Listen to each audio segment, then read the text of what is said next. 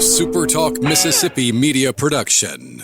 MidDays with Gerard Gibert is on the air. MidDays with Gerard Gibert is powered by C-Spire. Power your home or business with C-Spire Fiber. To learn more, visit supertalk.fm/C-Spire. C-Spire Fiber powers SuperTalk Mississippi.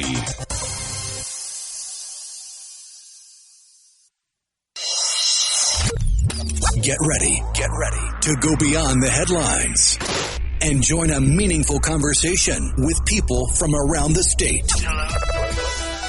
You're listening to MidDays with Gerard Gibert here on SuperTalk Mississippi.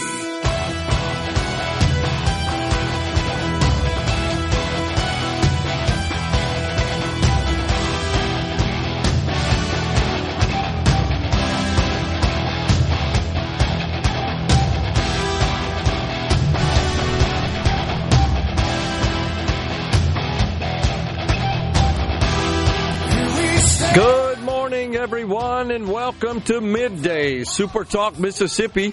I'm your host, Gerard Gibert, along with Rhino in the Element Wealth Studio, guiding you through the middle of your day with facts, fodder, and fine music on this Hump Day. We are pleased to kick off the program this morning with Corey DeAngelis. He is the Executive Director of the Education Freedom Institute. Hey, Corey, good to see you, man.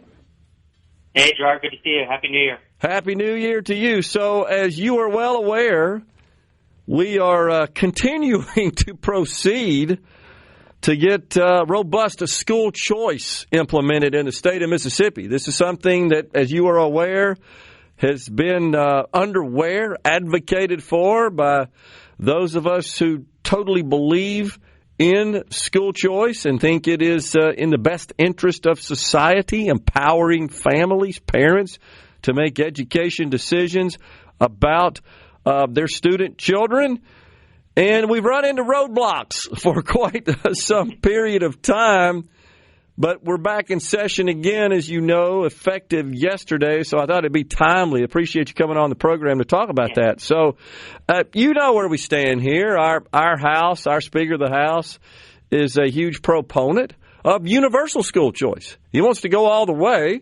He sees the states surrounding us implementing such programs. But on the other side of the hall in the Mississippi State Senate, we run into a bit of resistance, shall we say. Our lieutenant governor, not a fan of school choice. You know the education chairman, Senator Dennis DeBar. Rhino and I have talked about it many times, how the legislation that's passed over from the House just kind of dies with the pocket veto in his committee. Yesterday, you're probably aware, to update you, I'm sure you know about this, and really this happened after the show yesterday, Rhino, that the Senate passed a minimal school choice bill, should we say, which is more than we've gotten, if you could call it that. It's certainly more than we've gotten in the past. It would just implement a public school portability program. Essentially what it does is it amends and strikes the language in current statute that would require the homeschool, the school to which a student is assigned based on their residential address, to approve a request for a transfer. We got that out. It seems to lack some other details, like some visibility by the parents to know, hey, where can I actually go? Because you've got all these capacity restrictions and stuff. So bottom line is, and I'll shut up and let you talk, we got that out of the committee in the Senate yesterday, scheduled to go to the floor. But then the House, the Speaker is saying, we're going to come up with something that's way more sweeping than that, and we're going to send it down to your side of the Capitol. What do you think about all this, Corey? Yeah, the Senate committee bill is a lame excuse for a school choice bill. No one across the nation is looking at that and saying, oh, this is exactly what President Trump is talking about when he means school choice. I mean, getting to choose a different government-run school is like saying you can choose any drink you want at dinner time as long as it's a Coke or as long as it's a Pepsi. I mean, that's not real choice. And President Trump has been clear. He's calling for universal school choice, which includes private schools. Why does the school need to be run by the government? So this looks like an attempt for the Senate, which is controlled by Delbert Hosemann, who does support school choice for his own family, sent his kids to private schools in Jackson, Mississippi. He should allow other families to have that kind of opportunity as well and not try to pull up the ladder from behind himself. But, families need to be able to have that opportunity too. And post-COVID, school choice has turned into a GOP litmus test issue of sorts. It's a bipartisan issue. All families can benefit from school choice, whether you're Republican, Democrat, or independent.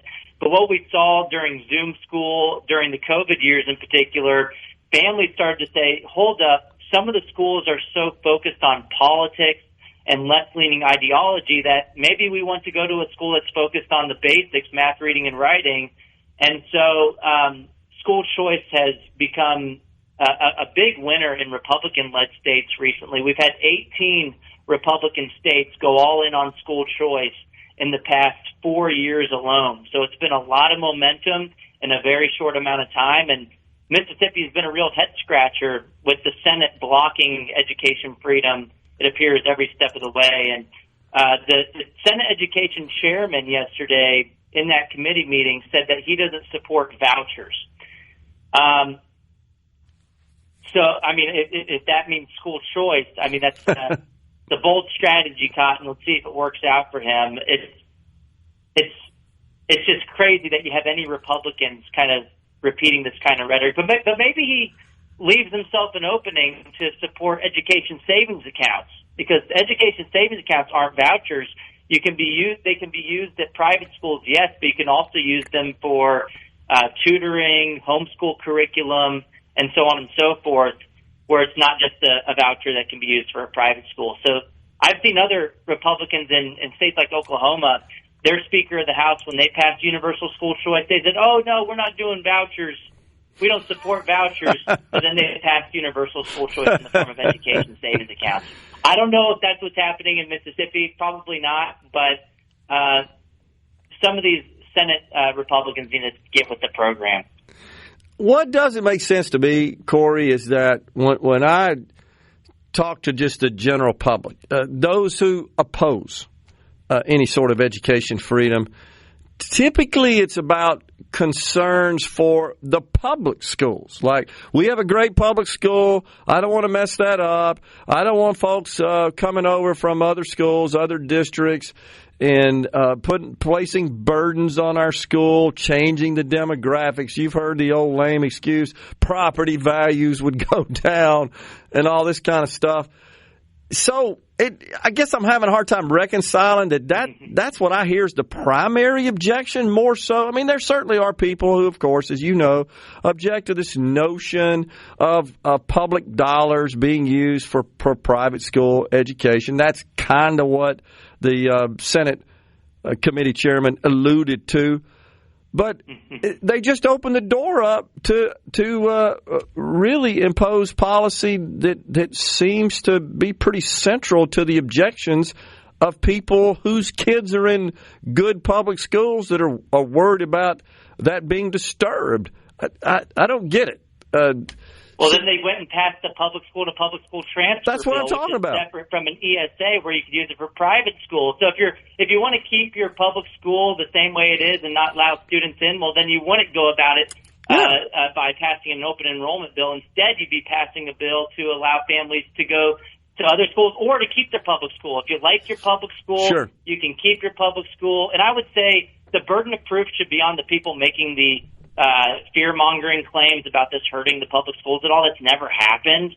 I mean, competition's a rising tide that lifts all boats. It improves the public schools. Why? Because instead of just funneling it towards hiring more people and giving the superintendents higher salaries and leading to more administrative bloat like we've seen in the higher education systems as well, and, well, when families are customers and they can take their money somewhere else, the leaders of the school system say, hey, maybe we should respect those parents, not cut off their mic when they complain at the school board meetings, listen to them, treat them as partners, and then do a better job, and then funnel more of that funding towards teachers in the classroom who are doing a good job. Because as we've seen, Gerard, over the past couple of decades, spending has blossomed in the public school system. They have more money than they've ever had in the past. And teacher salaries, though, over time, they're basically flat. And why is that? Well, it's because their employer, the school district, has no incentive to spend money wisely. With school choice, this would help teachers too, because the teachers who are doing a good job, they don't have anything to worry about, and more of the money would have an incentive at least to make its way into the classroom. And who's in the classroom? The teacher. Well, Corey, those of us who have spent a career in the private sector know that dynamic pretty well, right? You either compete, and you compete for the wallet, as we say in business, of the consumer, or you lose, and then you got to find something else to do. But this protectionism we have in the state of Mississippi is what it boils down to. For the public schools, it doesn't produce the optimum outcomes, as you well know. We got a break right now. We'll get you right back, and we'll keep talking about this. Corey DeAngelis, Executive Director, the Education Freedom Institute, is our guest on Middays. We're just getting started. Coming right back.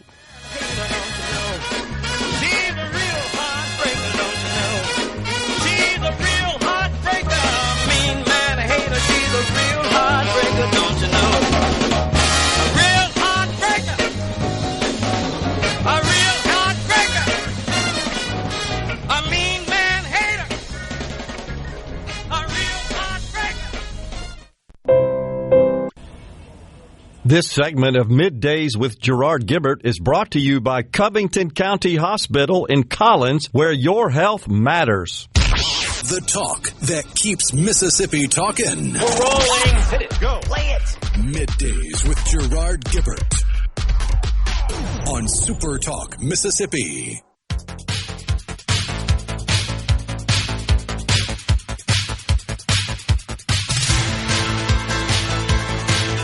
Welcome back, everyone. It's Middays. We've got Corey DeAngelis, Executive Director of the Education Freedom Institute. So, Corey, you made a point in the first segment that I want to get out there again, and I know you're familiar with all the data surrounding the reasons that a family may choose an alternative education setting rather than the one the government says, really by force, you're going to go to that school.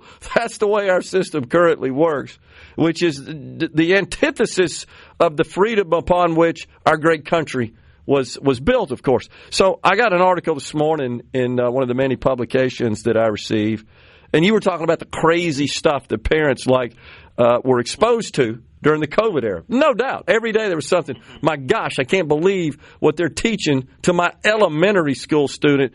Today, New York City teachers have selected Martin Luther King Day as a day to teach, quote, Palestinian resistance. Oh, come on. To students as young as 6. I get fired up about this. I get mad because using children as a pawn for your radical political agenda, as Rhino just discussed on the break, is evil. This is evil. And these are the same people, Corey, that would look at us capitalists and say we're greedy for the pursuit of profit. That's greed. You're greedy because you're abusing your position of authority as a teacher in a classroom full of 6-year-olds to push this crap on them. This is why we got to have school choice.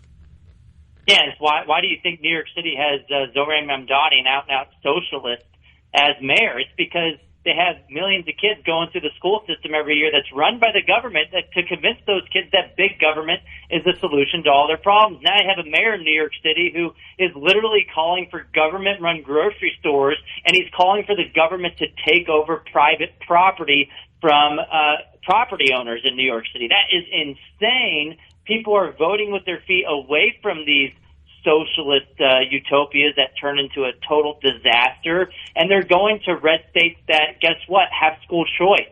If you look at the Census Bureau's predictions for 2030 and what the congressional map is supposed to look like, the states that are basically guaranteed to win a bunch of the seats are universal school choice states, and all of them that are losing seats, that are projected to lose a bunch of seats, they don't have any school choice. You know, California, New York. And so why would Republicans in Mississippi side with people like Kamala Harris, Joe Biden, the Southern Poverty Law Center, which called Monster Liberty a hate group. I was on one of their lists along with PragerU as well.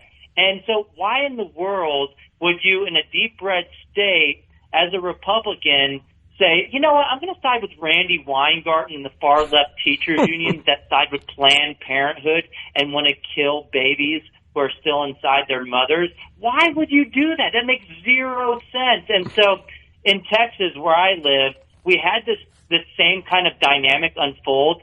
For us, the Senate always passed school choice, and then it would go and die a quiet death in the House. It's kind of the opposite in Mississippi, but it's a similar scenario until one day the primary voters said, to hell with this. We're going to hold them accountable because we see what's going on in our schools. We don't want our kids brainwashed anymore. Yeah, maybe the public school's fine and it's an A-rated school by the state. Maybe the test scores are okay, but that doesn't measure everything that parents care about. Parents don't want to send their kids to an institution that is indoctrinating them with values that are going against every single thing they're trying to teach at home. The test scores can go to hell if your kid doesn't love you when they get back at the end of the day, if they think that you're an evil person for being a conservative. That is not what parents want, not in Mississippi, not in any red state. And so the money should follow the child. And by the way, if the public school is doing a fantastic job, which maybe it is, maybe most of them are in Mississippi, you have nothing to worry about because no one's going to leave. Why would families leave if something's already working? If it isn't broke, don't break it, then there'll be no change. And if anything, it would just improve your public schools more because they'd be on notice that, in the future, if we don't do a better job, maybe we could lose customers, even if we don't lose them today. So I would say the best schools should welcome this. The best teachers should welcome this. And lawmakers shouldn't be afraid of the status quo, especially in Mississippi, where they're in lockstep with the Democrats. And, the unions push and the associations push to try to get more Democrats into office. And they're doing it by controlling the school system, too, by telling kids each and every year that conservative values aren't the way to go and that maybe they should be aligned with Joe Biden, Kamala Harris, and the rest of the Democrats. I mean, you look nationally, at least, Gerard, that Randy Weingarten's union is called the American Federation of Teachers. 99.9% of their campaign contributions last cycle went to Democrats. You look at the NEA, the largest union in the country. I think Mississippi has an NEA affiliate. It's called the National Education Association. Mississippi has one in the state. Mm-hmm. And over 98% of their campaign contributions, you guessed it, went to Democrats last cycle. And it's been like that for decades. It's a money laundering operation for the Democrat Party. It ought to be illegal. It currently isn't, but it's highly questionable. And if you're looking at that Somali fraud going on with the daycares in Minnesota and Washington and other blue states, the unions make that fraud go to shame. It pales in comparison to how much they're spending in the school system, where a lot of that money just goes back to the Democrat campaign coffers. It's insane that this is happening on a large scale. It's almost a syndicate. It's a racket. It's what it feels like. Corey, I know you have spent a lot of time and encountered all the objections that people make to the concept of education choice, education freedom, and in particular in Texas, where that was a war, if you will, metaphorically, that was waged for quite some time. I actually track State Senator James Tallarico. That is you know where I'm going with that. Who likes to get in front of a camera and publish videos. I believe running for a United States Senate as a Democrat now. I think he dropped out recently, right? Because Jasmine Crockett's going to run, and I think he stepped aside. Maybe I'm wrong, but I think he was running at some point. I know that. Yeah, you're right. But it was a fight, but the governor sort of took it under his wings, and he was able to get it done. But here's where I'm going. Several states, we got 16 now that I think have implemented some form, many of which universal school choice. 18 now. Yeah, and right around us, all of them now. So we're like all the red states. We stand out. The blue states aren't doing it because the teachers' unions control the Democrats. 100%, completely. So, all the fear-mongering, all the bad outcomes that the anti-school choice people tell us about, has that come to fruition? It's never happened. Look at Florida. Before they had school choice a couple decades ago, they were at the bottom of the list on the nation's report card for math and reading scores. Now they're in the top handful of states, even after you're adjusting for their spending over time. They spend 27% less than the national average. There's 11 academic studies out of Florida, 10 of them positive. More school choice competition, better outcomes in the public schools. And I will say, Gerard, there's also something else going on, legislation that passed through Congress in Trump's big, beautiful bill. There's a nationwide school choice program now for a federal tax credit. Right. You could stack those scholarships on top of any state-level programs that are passed. And my governor, Greg Abbott, opted our state in. And there's been 6 other Republicans that have said yes as well. 3 of the Democrat governors in Oregon, New Mexico, and Wisconsin, they've all said they're not going to do it. But one Democrat even said yes, Jared Polis out of Colorado. So the reason I bring that up is that Tate Reeves, he supports school choice.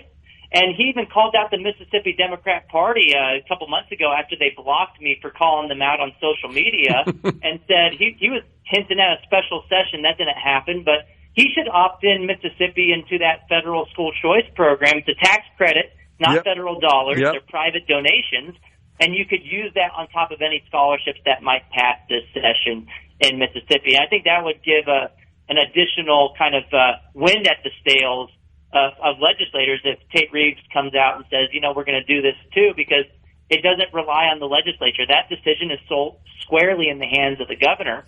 And so if you have a Democrat governor like Jared Polis, he's even coming around on the issue, Tate Reeves should do the same thing. I think he will at some point. We've advocated for it, Corey. I want you to know, on this program, the day that was announced as part of the big, beautiful bill, we dug into it. We advocated for it. We talked to the speaker about it. He's for it. I believe the governor's for it. I don't know where the lieutenant governor stands at this point. He's kind of hard to read on anything related to education, as you know. Corey, appreciate you coming on so much, man, and we're going to keep fighting the good fight here in Mississippi to get this done, and I know you do across the nation. We appreciate you coming on. We appreciate your voice, your wisdom on this matter, and your support to get school choice implemented in the great state of Mississippi. Appreciate it, my friend. Thanks. Yeah, thank you so much, Gerard. Good talking to you. You bet. Folks, we're stepping aside for a break. We're in the Element Wealth studio, and when we return, it's the Attorney General of the great state of Mississippi, Lynn Fitch.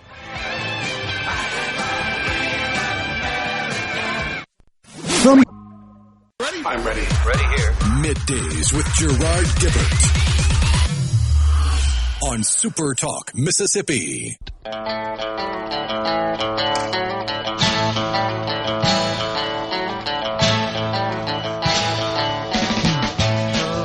Rock group down the street is trying hard to learn their song. Serenade the weekend squire who just came out to mow his lawn. Another Pleasant Valley Sunday. Welcome back, everyone. It's Middays from the Element Wealth studio. We appreciate Corey DeAngelis for joining us. Very timely, given the debate occurring in the Mississippi legislature concerning the subject of school choice. Right now, however, it's Mississippi's Attorney General Lynn Fitch.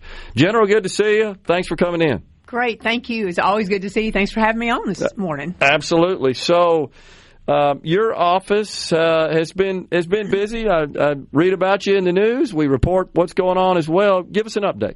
Well, there's definitely been a lot going on, and again, appreciate you having me on to talk about some of the exciting things as we're wrapping up the year, going into the new year. The Attorney General's office has just been involved in so many different areas, again, making such positive pathways. Just looking at some of the areas we've done in the past, certainly we've been involved in trying to make our communities, our state safer, and so to that point, Gerard, just in the criminal area alone, the AGO team, we've made over over 200 arrests last year. We assisted another 300 arrests with our partners, our federal and our state partners, again, to take these criminals off the streets, whether it's traffickers, child exploitation, elder abuse.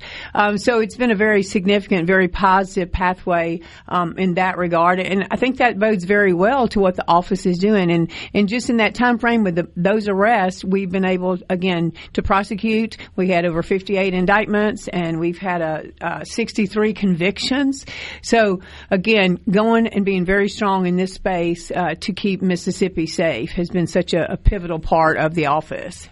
General, fighting crime and these kinds of crimes is more difficult, more challenging, more sophisticated than it used to be because so many crimes that are perpetrated are digital in nature. And I know you have a cyber division at the AG's office and some very well qualified people. I know some of them involved in that.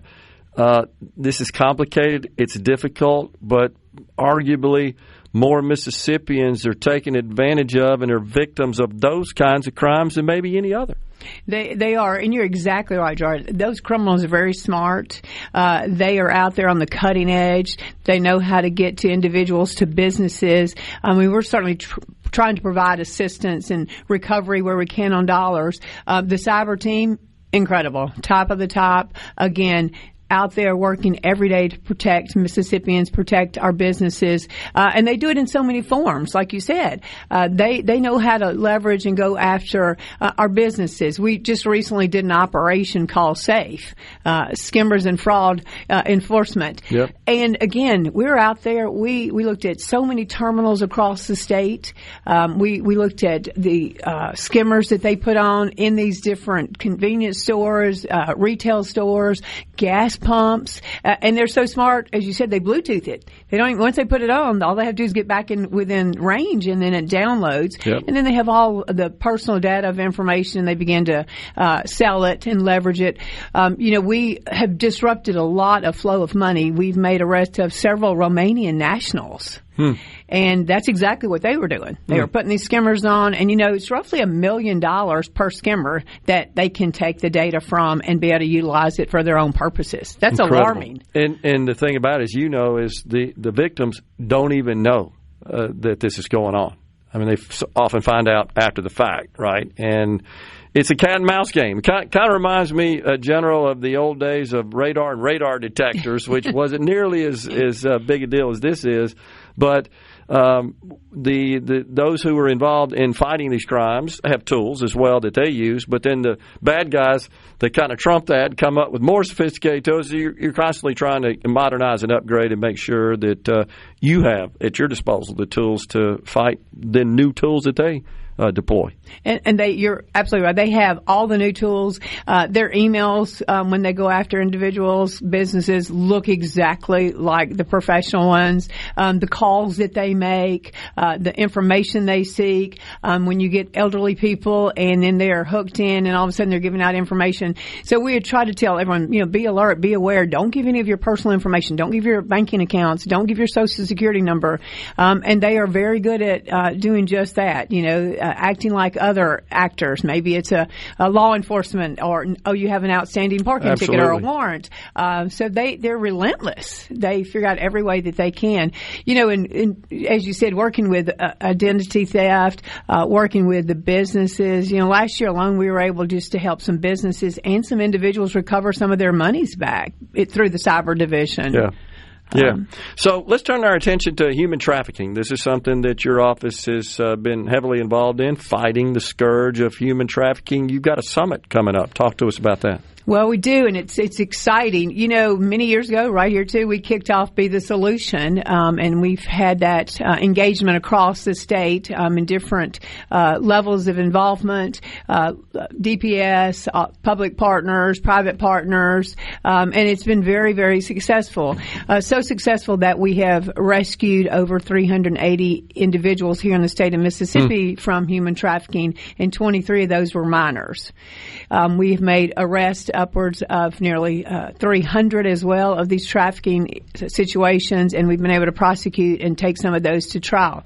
So the summit, the next one is like, what's next? So my first question I always get is, do we really have human trafficking? Well, absolutely. We're not unlike any other state, but we're standing strong and we're making a difference. And then the next question is, how can we help? What can we do?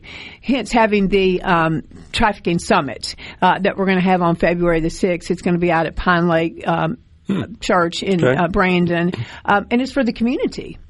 So that everyone in the community, faith-based opportunities, businesses, other agencies to come and see, here's what happens. Here's how these predators come in on these victims. And yet what can we do as a community? We can build the freedom bags for them. We can help them have different items that they might need.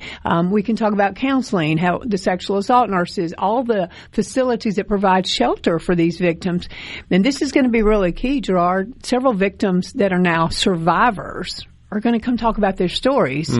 And it's shocking, being trafficked by your mother, being trafficked by your boyfriend.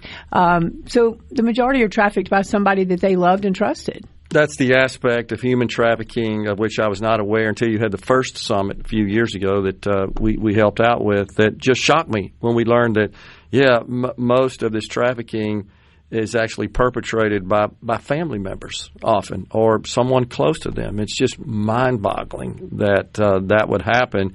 It's not as you think that there's just these professional human traffickers. Not that doesn't happen, but it's just shocking to find out how much of that involves family members. Oh, it does, and they're quick to traffic these young people for quick drugs and cash. And that's another aspect when we do the recovery and the rescue and takedown for these individuals. Most of them have substance abuse issues as well, because again, their traffickers are feeding them drugs to get through over and over again what they're doing. Because remember, trafficking is illegal, but it's $150 billion plus illegal industry across our globe. And they become addicted to it, and then they have to get clean from that. But so that's interesting. And I know that because we've had a couple of victims as well come in on the program and have talked to us about their experience without revealing their identity or without putting them on our video feed as well. It's hard for them to come forward and talk about this, isn't it? It really is. I mean, it's an emotional roller coaster. They may be doing better, and then they have a downturn. And then, again, getting out and moving forward. And our goal for all of us is to help them get back into society without any shame or blame. Yeah. But, on the cyber aspect, too, all these different ads are going on out there in our state, in our country, where they're really promoting these young women on these ads. And that's horrific in itself. Yeah, it's unbelievable that that's even going on. So I do think there are a lot of people in Mississippi, would you agree, General, that think, well, that's not something that happens in Mississippi. It's for something that happens in the border states. I think that's where we think about it a lot, that it's these cartels that are trafficking children from other countries across the border and then using them for some sort of gain. Often that's some sort of payment involved in that, as you know. But it's happening in Mississippi, even though we're not technically a border state. It is. And, again, we see some individuals that have come across the border, but our primary rescues are of individuals who have been trafficked by someone they know. Unbelievable. And it's heartbreaking, and we try to connect them back to their families as quickly. And, it's a brainwashing situation, Gerard. Many of them are not ready. They may not call us back till 3 months later and say, hey, I'm ready to get out of this situation. I'd like some help, or I'd like a shelter, and we're always ready to assist them. We got a short segment on the other side of the break. Can you stay? I know you got an appointment. You guys okay for the short segment? Okay. Yes, absolutely. We got Attorney General Lynn Fitch in the Element Wealth studio. We're coming right back. Thank you.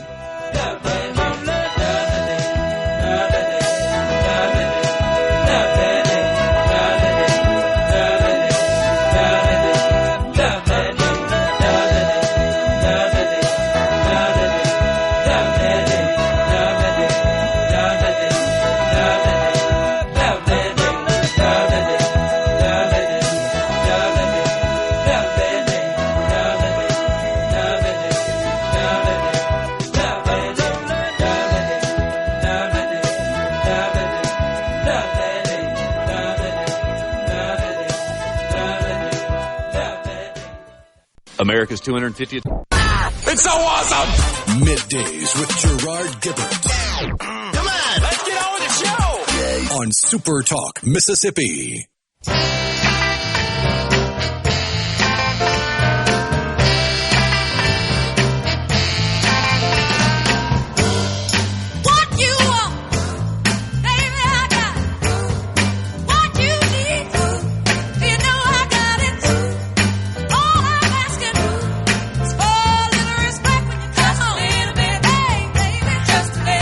Welcome back, everyone. It's Middays. We've got Attorney General Lynn Fitch in the Element Wealth studio. So, General, you shared with us what's going on in your office with respect to human trafficking and certainly cyber, which, you know, you wouldn't have thought that had been even a function of attorneys general in general across the country.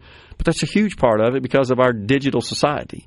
And the criminals have figured out a way to perpetrate crimes on society using the digital highway, if you will. And so your office is focused on protecting them and, more importantly as well, finding those criminals and prosecuting them and bringing them to justice, hopefully in such a way that it deters future crime.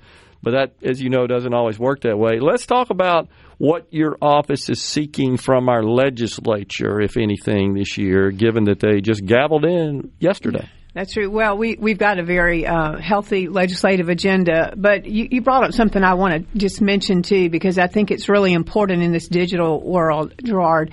A couple of years ago, the legislature passed some great legislation, that Walker Montgomery Online Protecting Children. Yeah. The sextortion went into effect immediately. The second phase was to give parents control and approval and make these big tech companies have mitigation harm standards. They sued the state of Mississippi day one, and that law did not go into effect at that time. We're getting ready to argue in the Fifth Circuit to protect our Mississippi children, to help our parents, because these predators out there on social media are going after our children, whether it's trafficking, sextortion, bullying, suicide, so many issues. So, again, that was a great piece of legislation that we're going to continue to pursue and get upheld so that Mississippi parents can be involved and protect their children, and we can all stand there to protect our kids. Yeah, thanks for bringing that up again. I'd forgotten about that. It's been a couple of years now, right, since that law was passed. Good law, necessary law. And in this case, named after someone who lost their life over it. So, absolutely. Yeah. It's just horrific. But again, that just shows where the digital world is going in the tech. I call them the tech cartels because it's all about the money for them. So thinking about some legislation that's really important for us as we've been talking about trafficking, you know, many of those they're in a situation when they get back into society and we're trying to help them. We'd like to get their records expunged so that, because before the law changed, some of them might have some prostitution charges. Okay. So I think that would be very beneficial as they pursue their new journey. Now, the traffickers, we've got to continue to go after the traffickers. We need every human trafficker that is prosecuted and convicted to register as a sexual offender. Okay. Again, that they shouldn't get a pass. We should actually be looking at the people that are buying or purchasing these young women's services as well. Again, not just a trafficker. If you didn't have a market and you didn't have the buyers, you wouldn't have this. So I think we're certainly going to take a hard look at that. You know, as we talked about earlier about crime, and so we're going to bring forth a crime package. Okay. And I think it's very important for our state. Look, there are over 200 gangs out there in our state. Wow. I mean, we've got all the big ones, but we also have all the neighborhood gangs as well. Yeah. So we work with our federal partners, our other state and local partners, but we've got to really go after these gang members. And not the kids. They're being recruited by other gang members, older gang members. So we've got to be able to get to those individuals who are recruiting these children, and then they are transferring guns to them. Yeah. So I'm seeking some harsher penalties for us to be able to go after those individuals. Then if you're a minor and you are utilizing weapons, I think we got to get that out of youth court. We've got to get it into a different arena to provide better spaces, and whether it's going to be prosecution, and you kind of look at that all jointly. So those are some really important. They're hard topics too. I mean, gangs, our children, but we're all seeing too many deaths, too many homicides across our state that involve these gang-related activities. And some of it goes back, we're going to ask for some harsher penalties for people. You can't shoot into football games, assembled crowds, parades, anything like that. We just saw that happen this fall. So we've got to change the law where we can go after those individuals. That was horrific crimes. I mean, we had So there's a hole in our current law with respect to that? There is. That kind of prevents you guys from pursuing that with vigor? Well, it just doesn't give us the harsh criminal prosecution that we need. Because, again, if you're only going to get a lower charge, we got to go after that, too. We're, again, always working for our women and children and working on payment of child support through our casino winnings. Because right now there's over $1 billion owed to Mississippi families right now. There are over 160,000 children that should be receiving some child support, and they're not. And we have that in the lottery, as you know. That's deducted from lottery winnings. That was something that I think the legislature did good in including that in the Alice G. Clark lottery law. And as you know, there have been people who have come in to redeem their winnings and have been quite upset when they find out that they're going to get dinged for the outstanding child support. All sounds good. Before we go, you think the legislature's on board with your agenda here? Yes, they've been very receptive. I really appreciate the legislature. They have passed most of the empowerment project that I brought forth, and then these are very positive. Attorney General Lynn Fitch, appreciate it. Thank you. Hour of Middays with Gerard Gibert is brought to you by the Mississippi Business Journal. Visit msbusinessjournal.com. Scott Coopwood, publisher and president. Welcome to the show that challenges you to think deeply and look beyond political posturing. You're listening to Middays with Gerard Gibert here on SuperTalk Mississippi.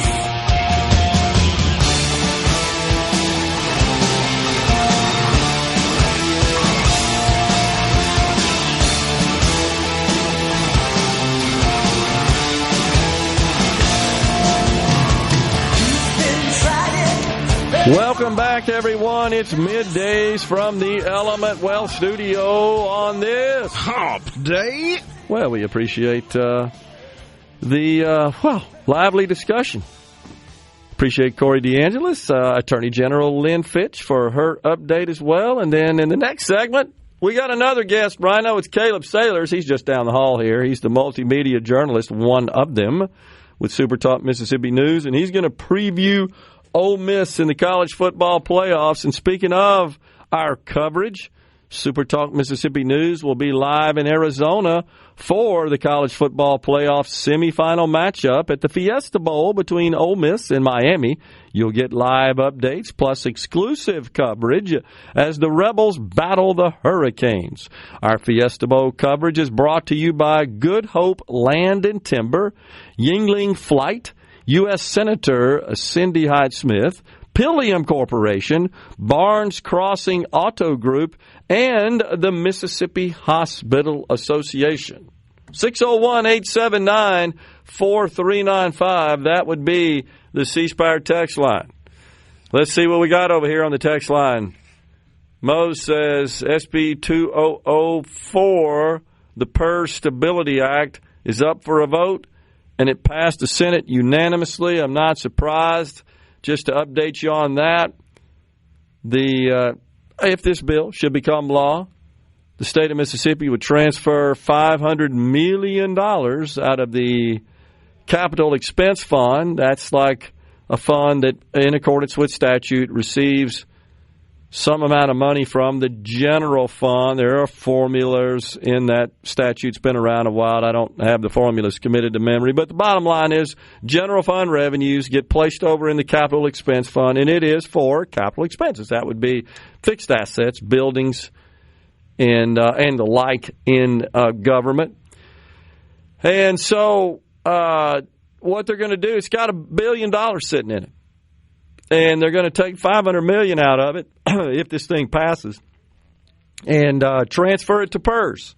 And then over a 10-year period, $50 million a year would be transferred from the Treasury into the PERS system. So According to my math, Rhino, that sounds like $1 billion total, with a down payment, if you will, of $500 million and then $50 million over a 10-year period.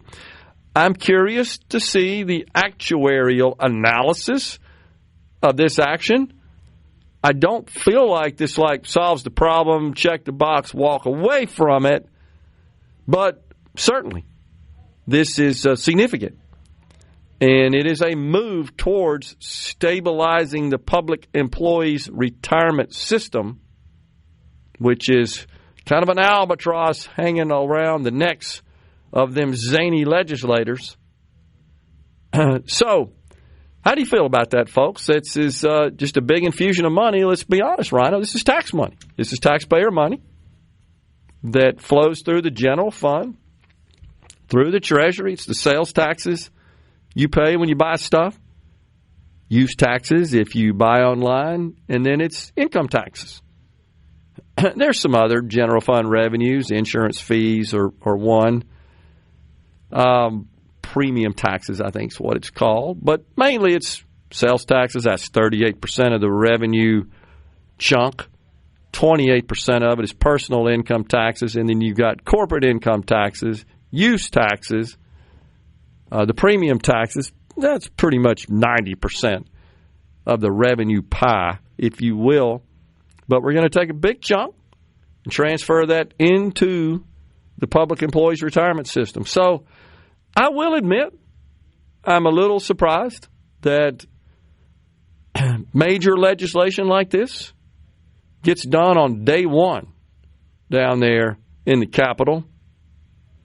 And this, of course, again, originating in the Senate and will be sent down to the House for to where it will be taken up in committee, and then if it gets out of committee, onto the floor, and if they don't mark it up and they vote in favor of it, then it goes to the governor. If they mark it up, as you guys know, it's got to go to conference, and that's when the folks, we need a procession for that, right? When they travel from one end of the hall to the other and they meet somewhere in the building, we need an escort or something for that. By the way, folks, Rhino did a great job of leveraging some AI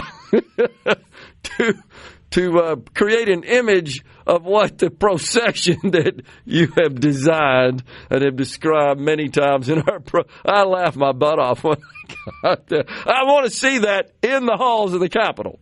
We got to make it happen. I'll contribute some funds to the effort, as a matter of fact, to get it time. Oh, man, to get that done. So this bill that first we're sending some money into PERS, there's also a bill that would allow retired teachers to go back to the classroom. Now, Senator Dennis DeBar, he heads the Education Committee, as you well know by now because we've mentioned his name many times. He says that we have a shortage of 3,815 teachers. I've seen reports say 7,000. I've seen reports say 6,000. I don't know, but it really doesn't matter. I think the point is we have a shortage, and so there's been discussion of allowing state teachers who are retired to go back to the classroom. They can do that now. However, their pay as a teacher cannot exceed 50% of their retired pay is the way it works. I don't know who devised that a long time ago, but that's always been the limitation and the restriction and considered so-called double dipping. But they're raising that to 65% for what that's worth. I don't know how many teachers are going to come out of the woodwork for that purpose, which means they would continue to receive their retirement benefits. They go back to the classroom, they'd work, they get paid, but the pay cannot exceed 60% of their retirement benefits. So it's a move for sure in the direction of trying to encourage and entice teachers to come back and help out and fill the shortage. that we have currently in the state of Mississippi. So I think it's overall a good plan. I've never really totally been on board with this idea that, hey, if you go back to work, you're double dipping, therefore you can only earn pay up to a certain level and that sort of stuff. And they would also allow state retirees who don't have a teaching degree the chance to go through an alternate process to be approved to get into the classroom and teach as well. It's just an effort. It's a move to... I thought that was already in place. Well, I'm not sure if it applies to retirees like PERS retirees. You know what I mean? State government PERS retirees. But you're right. I think in general in the public, overall, there is such a thing. And then, of course, the Senate's version, if you could call it that, of school choice, kind of feel like I have to put my tongue in my cheek when I say that this bill is a school choice bill because it is the absolute bare minimum. The other thing about this particular legislation is that the receiving school, the transferee school, would be allowed to charge a fee. You could call it tuition if you want, but if you have a child in a school, and that obviously that public school is the one to which you were assigned based on your address, and you seek to transfer to another public school, and you want the authorization to do so, what this bill would do, the same thing Representative Jansen Owens did as far as this provision last year, is it would prohibit the homeschool. It would prohibit and essentially eliminate their veto power. Right now they can say, oh, you're in this school, but you want to transfer to another one? Sorry, we ain't going to let that happen. So this would not require the permission of the home school. They could not stand in the way. They could not block it. That's our law today. This would change that. But there's also a provision. I'm still digging into it to understand it. But, again, the receiving school would have the opportunity to charge a fee that would not be paid for, right, Rhino, by the state. It's an additional fee, if you will, that the receiving school would charge the family, the student. So it feels like, yeah, we're giving you a choice, but there's all these caveats that may be really unattainable for most people that would like to transfer. We're coming right back in the Element Wealth studio with Caleb Sailors. The best... We interrupt this program. Gerard Gibert. Here we go. This is huge news. Huge news. You need to listen to this. Middays with Gerard. SuperTalk, Mississippi. The blues has got a hold of me. I believe I'm getting dizzy. Help me out. I keep thinking about the night. Welcome back, everyone. It's Middays from the Element Wealth studio. Don't forget, we're all over the Fiesta Bowl here at SuperTalk Mississippi. Our coverage brought to you by Good Hope Land and Timber, Yingling Flight, U.S. Senator Cindy Hyde-Smith, Pilium Corporation, Barnes Crossing Auto Group, and the Mississippi Hospital Association. And speaking of which, look who's here. It's Caleb Sailors, multimedia journalist, SuperTalk Mississippi News. Definitely better than the news, Chiron. Gerard, I think we're all hotty-toddy at this point, aren't we? We kind of are. I got to tell you, there are a lot of my state friends that I've run into the last few days, and they're all about it, man. Yeah. And I'm grateful, and we would be too as well if the roles were reversed. And I remember having a great time, Rhino, when State was in the national championship in Omaha, and talking to Hey Dad and having a really good conversation about that. So, of course, we want the state of Mississippi to shine, especially on the national stage. And speaking of which, Caleb, you posted out on our Twitter account little short video showing the Jackson airport. And, wow, look at all the rebels waiting to get on the airplane there. That's pretty cool. Yeah, Southwest was very prudent in doing that direct flight from Jackson to Phoenix. I mean, what a wonderful idea, understanding the gravity of, hey, there's a big game taking place in Glendale on Thursday. Why not offer, round-trip flights from the main hub of Ole Miss fans to the site where the game's going to be. I know Memphis Delta did the same thing. We were talking about that off air. Yeah. And you see at the Jackson airport, at the Memphis airport, even Dallas Fort Worth, that there is a sea of powder blue. And Gerard Keith Carter, the athletics director at Ole Miss, said he's expecting 30,000, maybe more, Ole Miss fans to be in attendance for the Fiesta Bowl, which is kind of crazy because it's not super easy to get to Glendale without the accessible flights. And it's funny, the other playoff game taking place this week, the one between Oregon and Indiana, is the Peach Bowl in Atlanta. Now, if you think geographically, Ole Miss fans get all driven to that game, the ones that within the state of Mississippi and Alabama and the surrounding area, but would have been a lot more equidistant for Ole Miss and Miami. But they're going out to the desert. It's a great opportunity, and I know a lot of people have kind of predicated their Christmases off of the college football playoff. A good family friend of mine, him and his parents had conversations before Christmas started. They're like, look, we're not going to get each other gifts this year. Our gifts are going to be investing in the playoffs. So wherever the Rebels go, we'll go. We'll go to the first round in Oxford, go to the second round in New Orleans, and if we make it to the Fiesta Bowl, we'll go out there and then shoot. If we make it to the national championship, we'll go out there. But Gerard, the Rebels have a tough task ahead of them tomorrow night, and that tough task is in the form of Miami's defensive front specifically. They've got two edge rushers, two guys that come off the end that are two of the best in the country. Reuben Bain, especially those two. They Ole Miss quarterbacks. I was talking about this with Richard Cross this morning.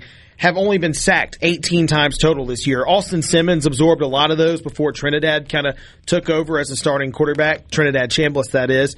Miami has two players with 19 sacks. That's not the entire defense. That's just two.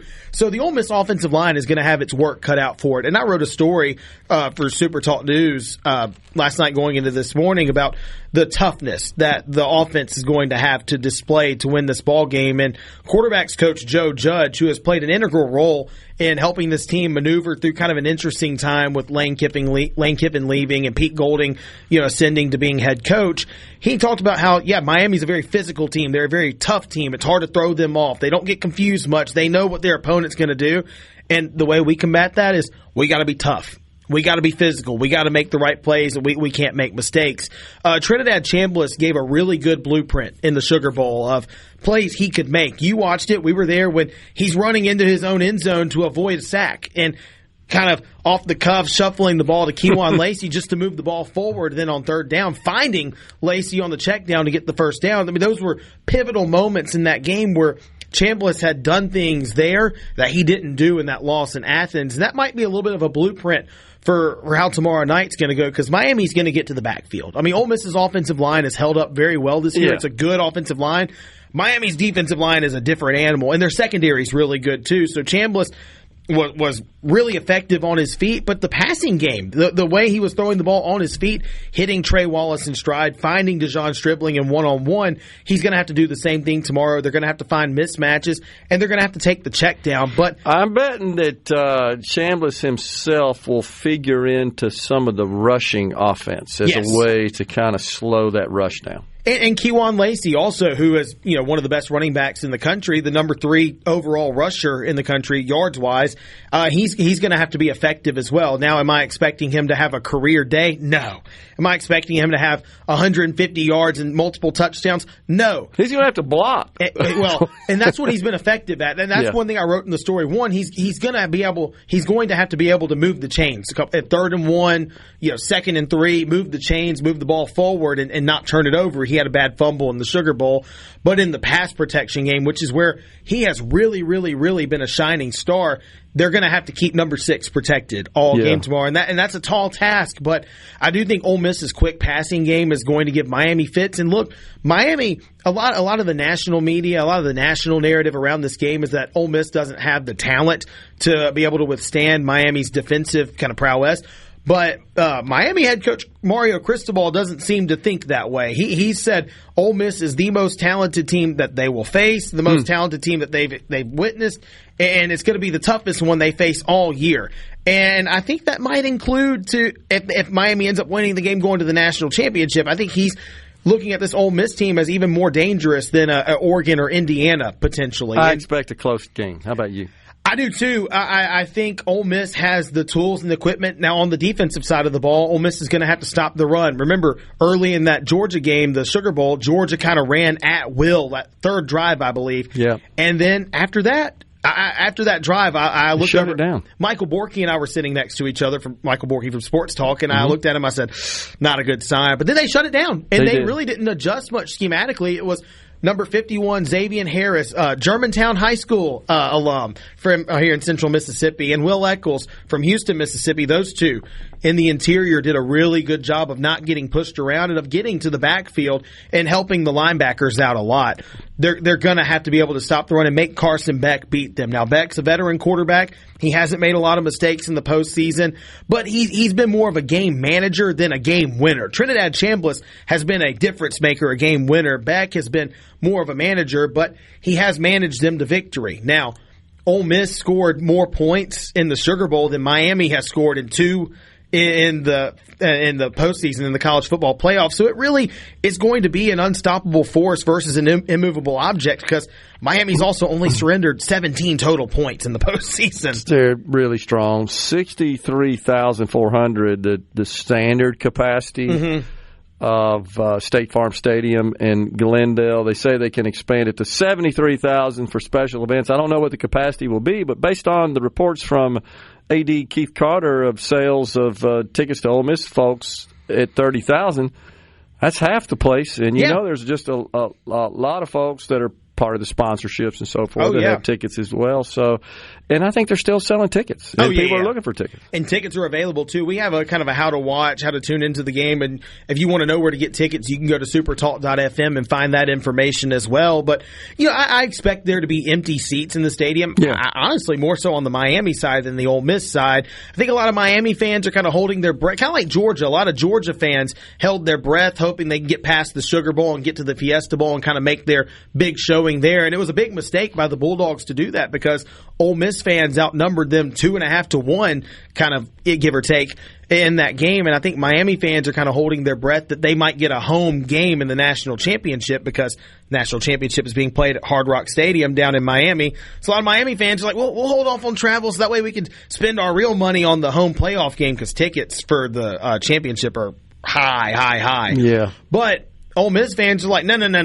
We've been through so much lately. We never get this opportunity. The message Pete Golding has been giving to the team has been, why not us? And I think the fan base has embraced that mantra, why not us? And totally. So they're showing up in droves as well. I expect there to be more Ole Miss fans than Miami by a wide margin tomorrow night. Yeah, I think that's absolutely right. I'll say this from a personal perspective. I'm enjoying the success, but it's breaking me, man. Yeah, I know a lot of pocketbooks are going to have to heal after these next couple of weeks. Oh, well, what the heck. It's just one of those deals where we've suffered longer than the Israelites, you know. Yeah. So it's just something you got to take advantage of. Caleb Sailors, everyone, multimedia journalist, SuperTalk Mississippi News. Appreciate you coming on. Great rundown, and let's keep at it. That's right, and I'll have you all posted at supertalk.fm. Thank you, Gerard. Sounds good. We're coming right back, folks, in the Element Wealth studio. Don't forget, it's Representative Steve Lott at 12:05. Steve's not only a representative and the lead guitarist in the House band, but he knows a lot about the oil and gas industry. He used to work for Chevron. He's going to talk about how this Venezuelan situation might affect the oil supply chain. Stay with us.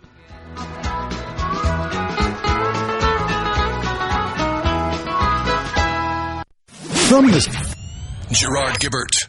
He keeps his classified documents right where they belong. Inside a Journey record jacket from the 1980s. Gerard Gibert, SuperTalk, Mississippi.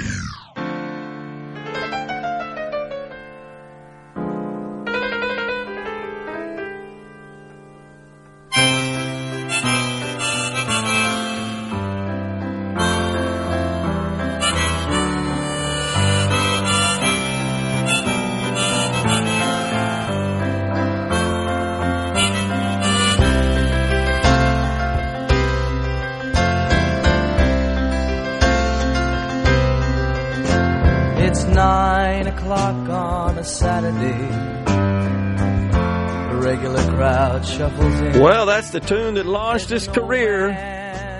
Next to me. Billy Joel.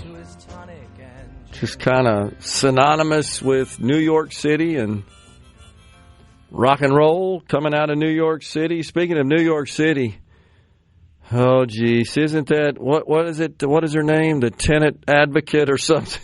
What?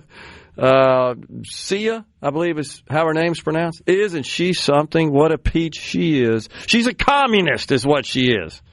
And I've got people out there on the left, Rhino, that get mad at me when I refer to them. You're name-calling. Dude, you want to confiscate private property. That is the essence of communism. You're name-calling. You're resorting to name-calling. You should be proud of it. Exactly. If I call you stupid, it's because I think you're stupid. You can say I'm calling you names, but it's actually an observation on my part. Oh, my gosh. Like, yeah, what am I missing here? You've told us, you've showed us that you support such action. Tenant director is what her official title is. She's the one, of course, that stated that white people will be heavily impacted after they transition property, quote, as an individual good to a collective good. This guy told us who he was. And, you know, I got to say this. The president invited him in, and I think the president tried to establish a working relationship with him in the hopes that maybe he could influence him a bit in preventing him from going off the radical deep end that, as he represented himself during the campaign. That's clearly not the case. He may even be worse than we thought. When you appoint someone in a position in your administration such as this, who is, let's be honest, a racist. This person is a racist who believes that private property, the essence of this country and what makes this country in many ways different than every other country on the planet, what made this the wealthiest, most successful country ever on God's green earth, private property, this person opposes. And you know why? Because she's a loser. And losers don't want to expend the effort required to enjoy some economic success, such as buying property. Now, that's a different matter than affordability. That's an economic matter. This is a matter of political philosophy and position. And this is a communist who totally believes that the ownership of property is white supremacy. And after she was appointed, you saw this, that the folks out there started exposing many of her prior statements on Twitter. You know, everybody's got a digital footprint, and they try to go out there and hide it, but that often doesn't work too well. It's out there somewhere. If people expose it. But she said all kinds of crazy things with respect to private property and race and white supremacy and the whole litany of liberal radical crap. And the mayor doubled down. Yeah, this is my person. I don't remember his exact statement. Yeah, here you go. I got it. We made the decision to have Sia Weaver serve as our executive director for the mayor's office to protect tenants, to build on the work that she has done to protect tenants across the city, and we were already seeing the results of that work. He doubles down on his selection here. He's not embarrassed about this person's... It's also a perfect definition of what the left, and especially the far left, like Mamdani, believe work actually is. That is true. She's been on the job how long, and we're seeing her work? Like 2 days? Right.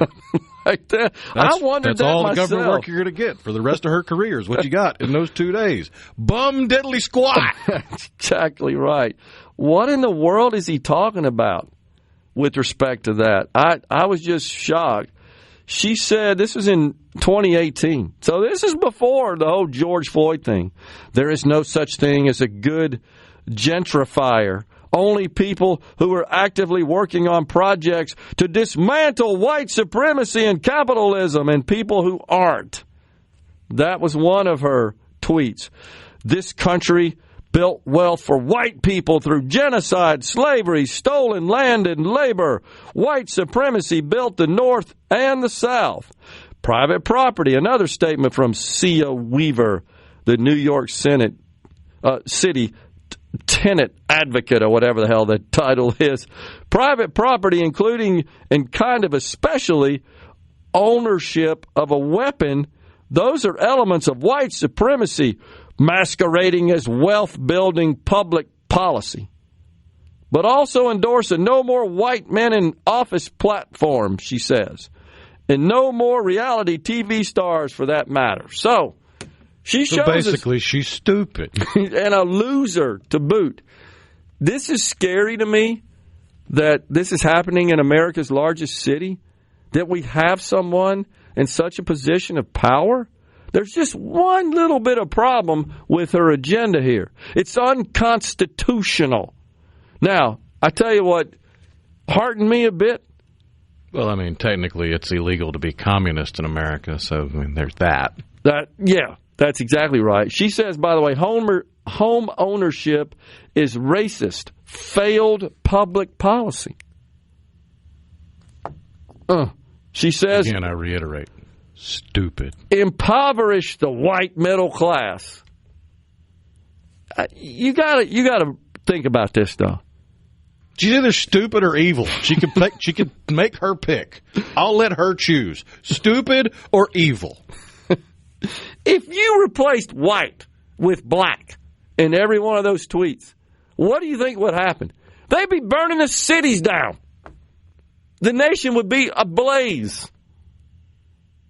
I believe it. I truly do. Especially a person, not just a random person out there on Twitter, a person who's been appointed by an elected government official into an official government role. I mean, just look at the intelligence level of certain people on the left, like the faith leaders that were protesting outside of Trump Tower in Chicago yesterday, protesting the property tax increase. Yeah. There's just one problem. President Trump has absolutely zero to do with the property taxes in Illinois. It's the Democrats that raise taxes because Democrats love raising taxes. Unbelievable. Well, I don't know why that they don't understand that's controlled at the state and actually at the local level. Because they're stupid. Oh, my gosh. If we could start shaming stupid people for being stupid and society actually got behind it, maybe society would be able to move forward instead of kowtowing and bending over for stupid people. Well, I will say this, that the Department of Justice has weighed in, and they've made it very clear that you can't do this. And they are watching, and that the mere thought of the mention of seizure of private property is going to be a problem. So I'm proud of the fact that the United States Department of Justice is recognizing this, is noticing it, and will take action as required. And that's the way it should be. So I hope it doesn't get to that point. Do the right thing and perish the thought of seizing private property. That is a problem, and that is not going to stand. Let's hope that's the case. So back here at home, again, the Senate passes some rather, well, it hasn't passed it yet. They passed one of them, right? Most told us we're not tracking it right now. They're in session. They passed the PERS bill that sends some money into the PERS program. So that's done. But then we've got this school choice bill that passed out of committee. Don't think that's been put on the floor in the Senate yet. But it looks like it's just it's tokenism school choice is kind of what I would call it. It's like, It's malicious compliance to the wishes of the voters to say they tried and they couldn't get it done. It's really, really disappointing. I'll just say that. Because they really don't want it done. Yeah. And that's because they're not really conservative, and they should go home. I agree. And that's what I think you heard Corey DeAngelis earlier. He's just perplexed by why in such a deep ruby red state like Mississippi can we not this conservative legislation across the finish line. Coming right back in the Element Wealth studio.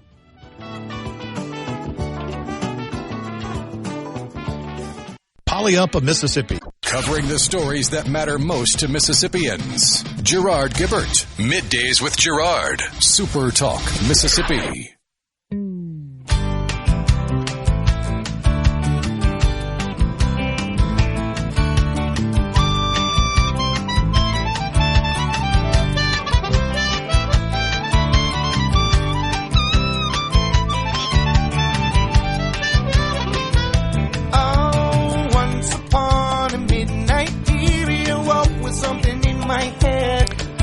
Welcome back, everyone. It's Middays from the Element Wealth studio. So on the C Spire text line, Ben from Madison says, I was surprised at how quickly the Senate pushed out teacher pay portability and a plan for PERS in committee. Not sure how far the portability piece goes, but it certainly sounds like the Senate will block any ESA legislation. Yeah, it does appear to be the case. I haven't shared it, but Senator DeBar did say yesterday in committee meeting that he, as the chairman of the Senate Education Committee, does not support so-called vouchers, education savings accounts. Corey DeAngelis was right. They kind of get referred to as vouchers. And this guy was talking about this James Tallarico guy that serves in the state Senate in Texas. And look, he's good. He's a great orator. He's a great speaker. He's also a former teacher and I think a preacher as well. Young guy, handsome guy. I give it all that. But he always referred to education freedom as Governor Greg Abbott's voucher scam. It's always a scam. You know, the ability to direct the money that is allocated to your child's education to the setting of your choice. That's a scam, by the way. And the other thing that just bugs me to no end is this notion that we can't have public money going to private schools, but yet we don't seem to say a word about all the public money that goes to a litany of private companies that deliver goods and services to the taxpayers. Like the ships that are built down at Ingalls, that's a private company. I'm grateful for that company and its contributions, and it's being located in the state of Mississippi and its contributions, but that's public money that is being funneled to a private company to, I don't know, build ships. So why is this different? There's a value in those ships for society, for American society. Is there not a value in the best educational system for our children, our most precious asset? But school choice removes the power of those in powerful positions in school districts. Well, you're so right, and all that tells me is they don't want any possible change to their little personal fiefdom. You know, you're right, and I'm afraid of that. And I've said it on the show before. You don't be surprised if next week you get something out of the House that's going to be more sweeping in nature, more comprehensive in nature. The speakers told us that. I actually talked to him a tiny bit about it last night. They had the annual House reception. It's always the first day. And I think we'll see something next week. I'll just put it that way, that will be more comprehensive with respect to progressively implementing full universal school choice. And I think that's coming. And I do believe Ben's right. It feels like that the Education Committee Chairman, Dennis DeBar, is going to pocket veto it again after saying clearly, very succinctly, announcing to the state yesterday, your Education Committee Chairman does not support that. So I think, Ben, we're going to preempt that and kind of check the box and do something very minimal And we're going to just go ahead and take care of that and send it over to the House and let them deal with it, right? That's what this looks like. And then it's lip service. That's all it is. And then the PERS thing, I think what this is my opinion here. That's what we get paid to do, is offer our opinions, is that the Speaker's made it clear his priority is getting this universal school choice legislation across the finish line. I think this is the Senate saying, hey, look, there's other things we got to worry about, too. Look, we're addressing PERS. Right? We're addressing teacher pay raises. We're coming at you with that right off the bat. That's what it feels like to me. By the way, the teacher pay raise, it also includes assistants, teachers' assistants. That comes in at a cost of $132 million annually. I mean, there is another alternative explanation for why the Senate's dropping all these bills so quickly. What's that? To give them more time to proofread.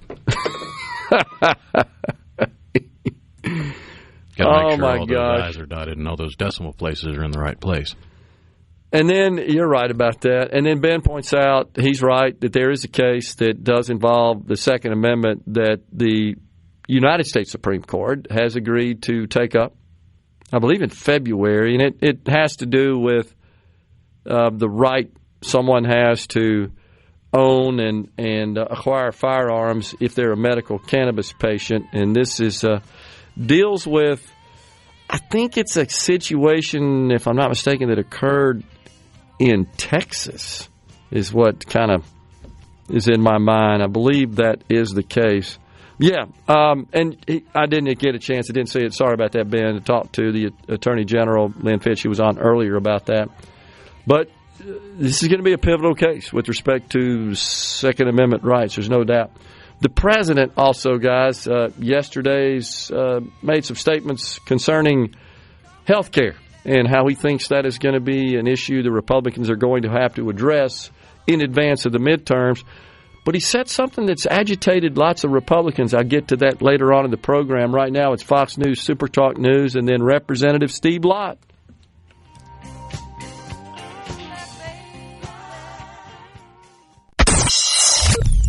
Get ready to go beyond the headlines and join a meaningful conversation with people from around the state. You're listening to Middays with Gerard Gibert here on SuperTalk Mississippi.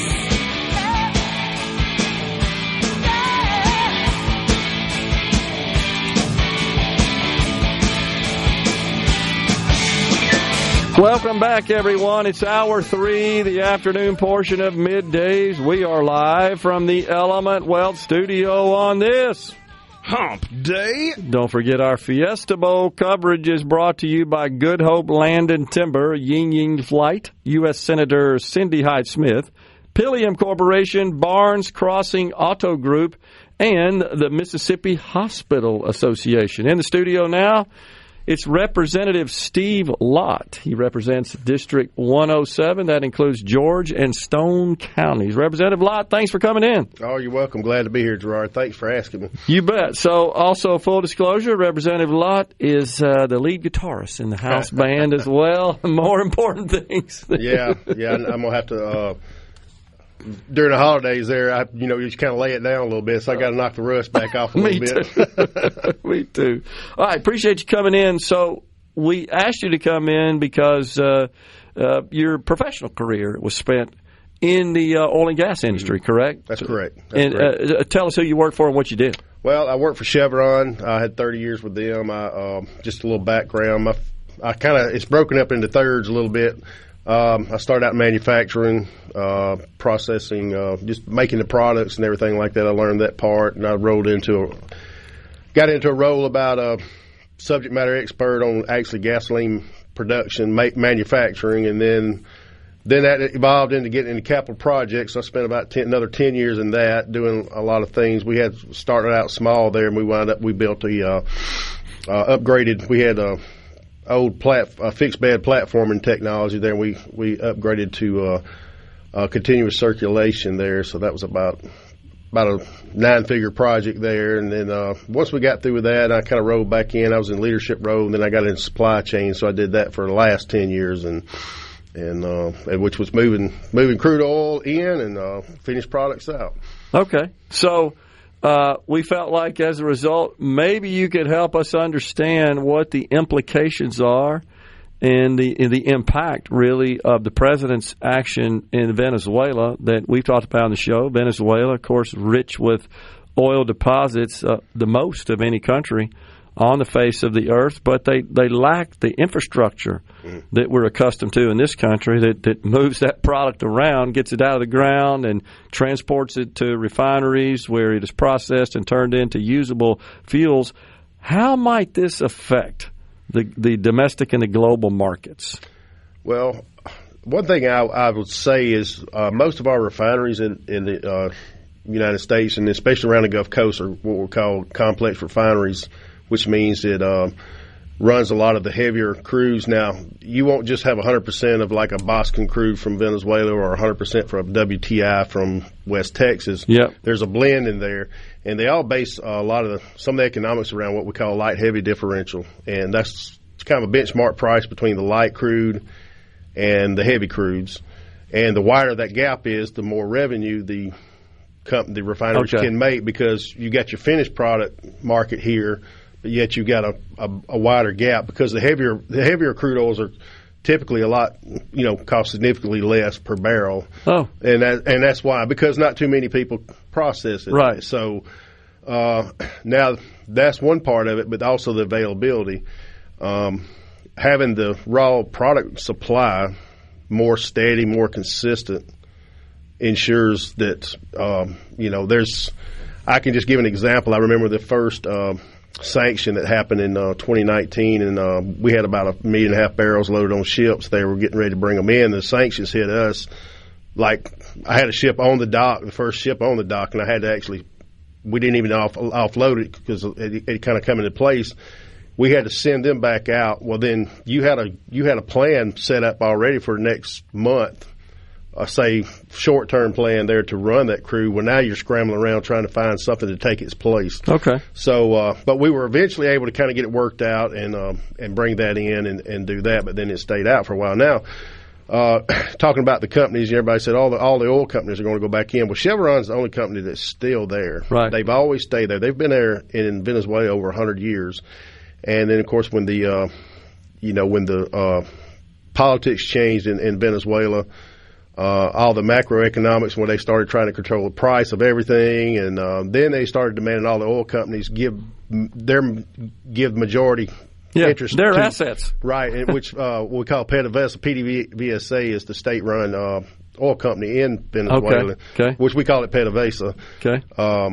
So they got the majority ownership. Now, Chevron's probably still got about like a 39% interest. However, they tax them so much, they typically probably net less than half of what their revenue is. Yeah. And but it was just something I've seen when my career, at least from my perspective, with being with Chevron, that they've always played the long game. We be patient through it there. They were able to work through a lot of things for a while to kind of keep it going.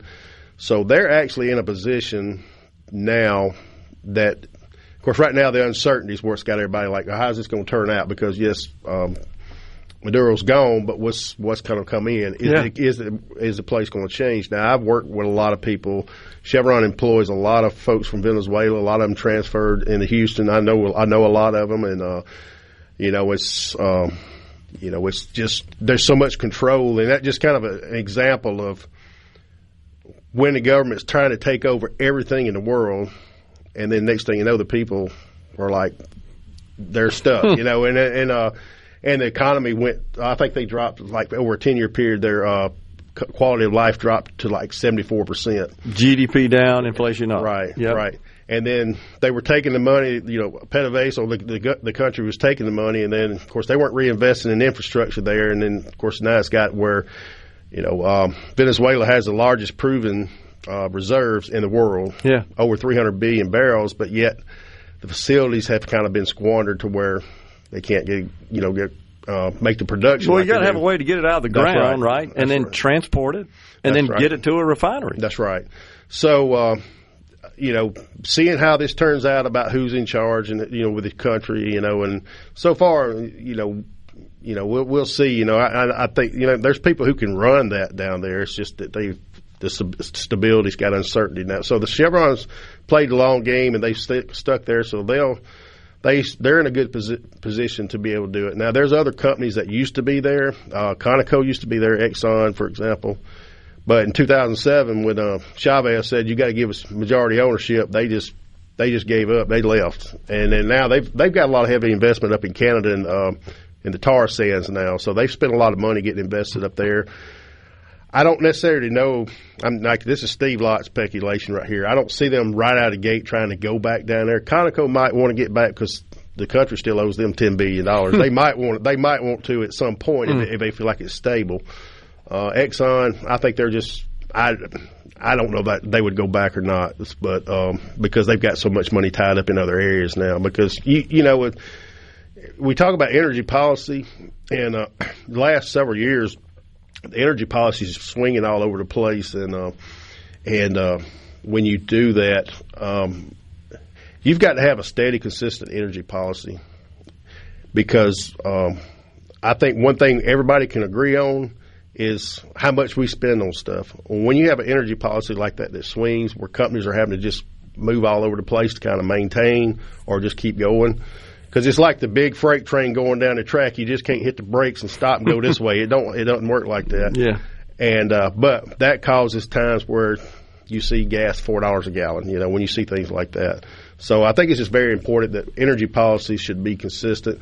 Because once when the revenue's up and everybody looks at all the dollar signs of like how much the oil companies are going, but you got to remember there's two main things. I mean, I'm a stockholder. That means I'm a part owner in it. So I'm expecting dividends. Just like everybody that owns it, but also how they invest their money. But if the revenues dry up, that reinvestment that you need to do is not there. Sure. Capital money. Sure. So anyway, and just for an example, I mean. How much it costs to do that kind of business? Doing coordination with the docks and operating it. I can burn through about 6 figures of OPEX if I just miss one thing. That's the kind of world it was. Yeah. Now it was being, that kind of work like that and being involved in that. It was, I kind of enjoyed that. It was stressful early on when I was learning how to do it, but once you kind of got it, it was kind of like, all right, what am I going? I'm gonna get this done. And it was real. The challenge was just great. Well, do you see Chevron sort of rekindling their investment and their operations? We got a break right now. We can talk about it on the other side. But do you see them kind of ramping up and sort of continuing where they left off now that it looks like the path is clear for that? I think they'll wait to ensure some stability to, what's like what's the long run. But I see a good opening for them. Okay. All right. We got Representative Steve Lott in the Element Well studio. What time are you guys going in today? 2:00. Okay. We're good. We'll be right back after the break here in the Element Well studio.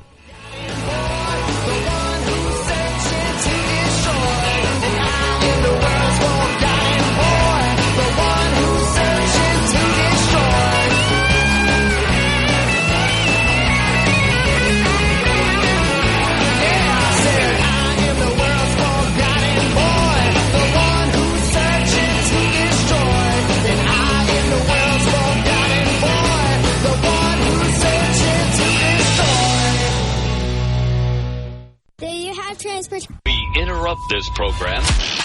Gerard Gibert. Here we go. This is huge. Huge news. Huge news. Huge. You need to listen to this. Middays with Gerard. SuperTalk, Mississippi.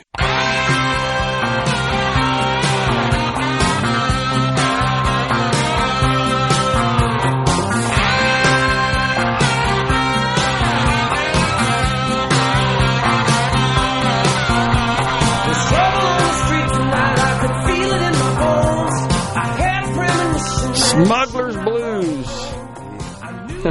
The great Glenn Fry. Appreciate that, Rhino. We're talking to Representative Steve Lott in the Element Well studio. So, Steve, explain for the benefit of our audience. I've talked about this before. I don't have the expertise. Obviously, you do on this, but there are kind of two grades of oil, and refineries, for the most part, are built around refining one category or another, right? That's right. One of the things we've seen is that our sort of legacy refineries around the Gulf Coast in particular, sort of built around the heavier, sour grade of oil. But all the fracking, we're getting light sweet, like out of the Permian Basin. So that for the most part, gets piped to Houston, to the port. And it's loaded up on barges and sent overseas for refining and further processing. Explain to folks, there's a chemistry issue going on there. Yeah, I'll just give an example, like having a complex refinery that is very reliant on a heavier slate of crude. Now, when you go in and we design these plants, and a lot of them around the Gulf Coast, including Pascagoula, did this several years ago, and then just gradually over a period of time, we change up, where we got it from. We'd have to do some changes, but overall, it's reliant on a heavy crude.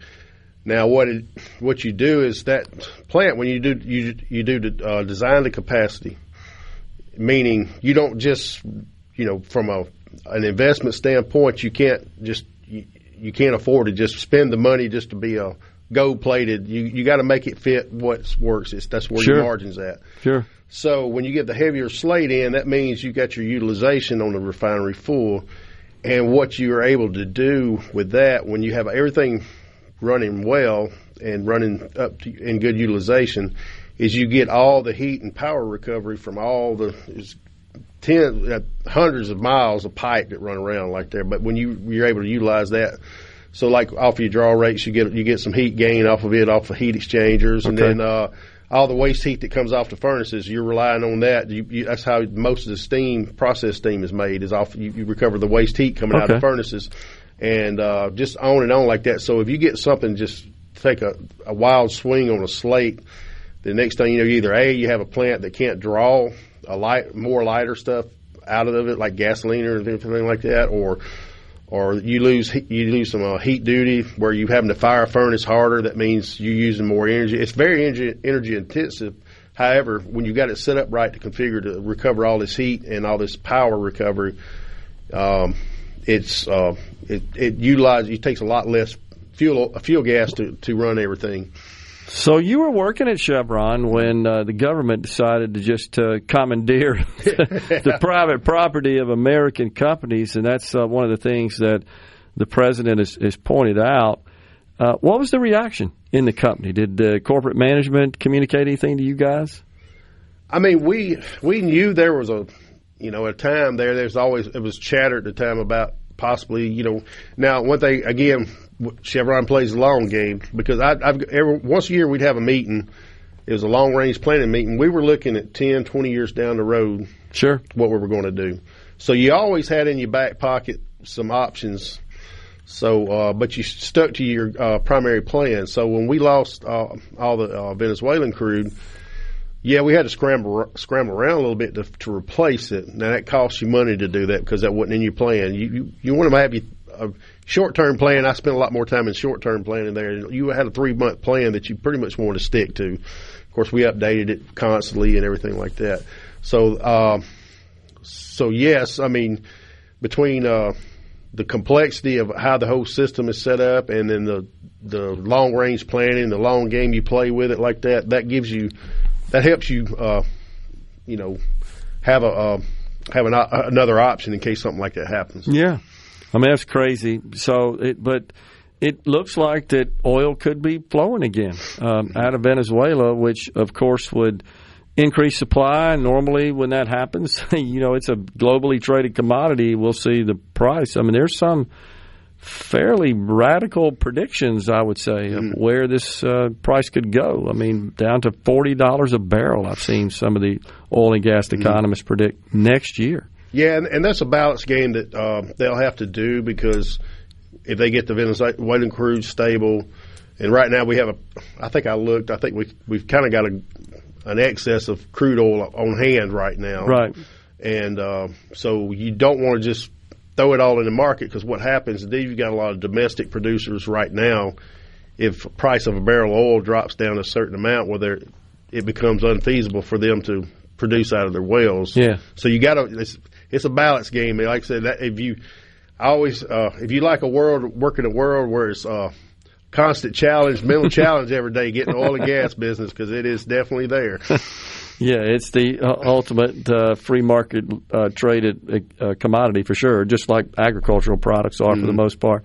All right, let's talk about the legislature. You guys went into session, kicked it off 26 yesterday. Already lots of stuff coming out of the Senate yesterday, and then we were just informed that the big school choice bill that was expected to come out of the House, it looks like it is out. I was kind of thinking it was going to be next week, but that's out. So. Yeah, I think I got a note that it's posted online. Of course, typical me, when we got a bill, especially a big bill like that, I want to sit down and read it. And I think it's pretty big, but so. What do you expect? I expect a lot of debate and a lot of. I mean, I think that which I know probably there's two things when people have the biggest debate around is the voucher part of it and then the public to public. I think that's the two biggest things there. But there's a lot of good things coming out that's beneficial in it too. So I think it'll just be a lot of back and forth on it, and we'll see how it goes. Which it's day 2 today, so we got 88 days already to go. Getting it going. Yeah, that's right. So I'm looking forward to being able to sit down so I can totally understand it and yeah. What about the committees that you serve on? What are you hearing might be the measures you guys will be taking up? We had a joint university and colleges meeting a few weeks ago, and I think on the Senate side they're looking at the college funding formula, the IHL. We had them give us a presentation, and I'm sure there will be some interesting conversations and debates around that, and then transportation, just continuing to move forward with. That's one thing. If we should be in the business of it as a government, right there, infrastructure's it. Yeah. And that's we need to have the infrastructure to help facilitate all these things that are going on around us. So there's a lot of work going on. I didn't get to go this past year, but we had a little tour around the state there, and after we got through, I just kept riding around. I drove made a whole loop around the state, driving, and it's like, man, there's stuff going on everywhere. So there is. There's no doubt about it. I think all that will be front and center. Of course, the Public Employees Retirement System. Yes. You saw the Senate come up with something right out of the gate there. Or is there talk on the House side about doing something as well? Yeah, I think we all realize we got some numbers there. There's some money. We're going to have to put some money in it, and there's now how much that winds up being, and where it comes from. That's figuring that one out. That's the thing. It's going to take a good bit, but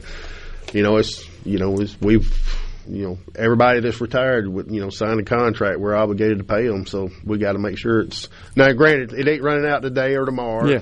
But we want to make sure 20 years down the road it's still there. Yeah. That's what we got to work on. Agree. And if you don't address it now, it gets more expensive down the line, as you know. So mobile sports betting, something else that can't get over the finish line in the Senate. Do you expect a bill to be introduced again this year? I say there will be another bill. I don't. Even if we had it, that's not anything that I would myself personally be wanting to do, but. I get a lot of constituents reaching out to me that really want to have it, and so I think it'll come up again. I'm sure out of the House they'll have a bill again this time. So we'll see how it goes. The ballot initiative process is another one that I hear a lot about on our text line. I know you hear from it. Your constituents about that as well. The House has put something out there, didn't get much traction. Do you think that may be on the table again? There's a bill going to come out. I don't know the details. I talked to Noah. He and I, when we were practicing and everything, I talked a little bit, and they'd been working on it. So I believe they're going to have another one come out. I just don't know how many people's got to sign, and the details about it and everything like that. And I think that's where always everybody's the disagreement's at. That's right. In some of the details with respect to the number of signatures, and then the method of passing and so forth, and then whether or not there should be any limits or restrictions that could go to the ballot. But appreciate you coming in there, Representative Steve Lott. He represents George and Stone County. Also, my good friend is the lead guitarist in the House band. I'm looking forward to practicing and playing again here soon. Yeah, if we're going to play again, we definitely need to practice again first. It's pretty soon. So. Right. All right, man. Thanks for coming in and have a good session. All right, thanks. Talk to you soon. All right. We're taking a break right now. Half an hour of Middays remains from the Element Wealth Studio.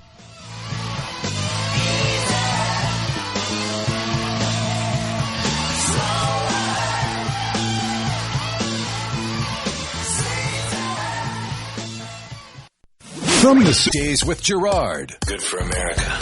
Good for fans of justice and truth. Good for us. SuperTalk Mississippi. This is what we stand for.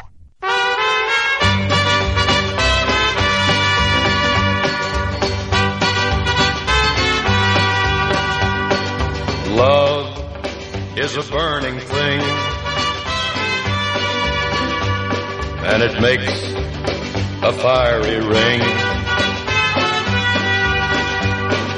Bound by wild desire, I fell into a ring of fire. I fell into a burning ring of fire. I went down, down, down, and the flames went higher. A ring of fire. Burns, burns, burns. The great Johnny Cash. The ring of fire. All right, so as we shared with you, the House has filed and published their school choice bill. We hadn't dug into it yet, but we will. Like I said, I did chat with the speaker a little bit about it last night. So kind of have an idea of what it contains, but haven't dug into the details. It's 473 pages. I felt like that'd be the case. So the Senate bill that DeBar dropped is 7. So and he can't seem to make his mind up on what it should say because he dropped it and it was 6 pages long. And then substituted it in committee to be 7 pages long, and now he's added an amendment on the floor. Right. Unbelievable. So maybe I was right. Maybe they're just throwing all this out there so they have plenty of time to look over it and make sure it's revised. Oh, man. Instead of doing that before dropping it. Jeez. I may pull up the House bill while I'm en route and see what That's a long it involves. flight. I don't think it's that long. Yeah. Again, we'll dig into it and flesh out the details there. I could probably surmise kind of what to expect in that legislation. I think we will see.